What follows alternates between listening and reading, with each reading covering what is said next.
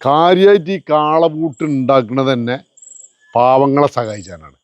കാളൂട്ട് എവിടെ ഉണ്ടോ അത് പാവങ്ങളെ സഹായിക്കാന്നില്ലാണ് ഇതിൻ്റെ ലക്ഷ്യം. വേറൊരു ലക്ഷ്യമൊന്നുമില്ല. മുതലാളിമാരാണുള്ളത്, പൈസ ഉള്ളവനാണുള്ള കാളൂട്ടാ പോയി. നമുക്ക് പൈസ ഇല്ല കേട്ടോ.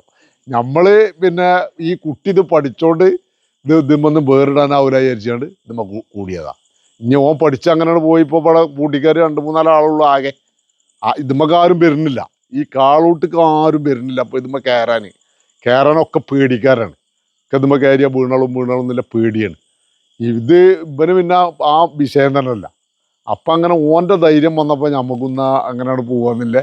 ഓനൊരു തൊഴിലായല്ലോ. ഓനെ ഇപ്പോൾ മറ്റേ എന്താണ് ബാലപീഡനം എന്ന് പറഞ്ഞിട്ട് ഒരു ഇതുണ്ടല്ലോ, ബാലവേല ജയിച്ചെന്ന് പറഞ്ഞാൽ അതിൻ്റെ ഒരു ഓഫീസർ വന്നിനി മലപ്പുറത്ത് എൻ്റെ അടുത്തേക്ക്. ഞാനൊന്നും അവിടെ അല്ല. ഇവ എടുത്തേക്ക് ഇവരോട് കാര്യങ്ങളൊക്കെ ചോദിച്ചറിഞ്ഞ് ഔത്തുകയറ്റി ചായയൊക്കെ കൊടുത്ത് കുടിച്ച് ഒരു പെണ്ണേനി. അപ്പോൾ ചോദിച്ചു, ഞാനൊരു പണിയെടുത്ത് തിന്നണി നിങ്ങൾ അയക്കൂല ചോദിച്ചു. അപ്പോൾ പറഞ്ഞു, എനിക്ക് ഇതൊരു തൊഴിലായിട്ട് കൊണ്ടുപോകുന്നില്ല അഭിപ്രായം തന്നെയാണ് ചോദിച്ചവനോട്. ഞാൻ ഇതൊരു തൊഴിൽ, എനിക്കൊരു തൊഴിൽ പഠിച്ചാണ്, അത് ഇങ്ങോട്ട് കുടിക്കോട്ട് കൊണ്ടുവരലില്ല, അത് കിട്ടണമൊക്കെ ചാരിറ്റി അങ്ങനെ ഇങ്ങനെയൊക്കെ ആയിട്ട് അങ്ങനെ കൊടുക്കുന്ന പറഞ്ഞു.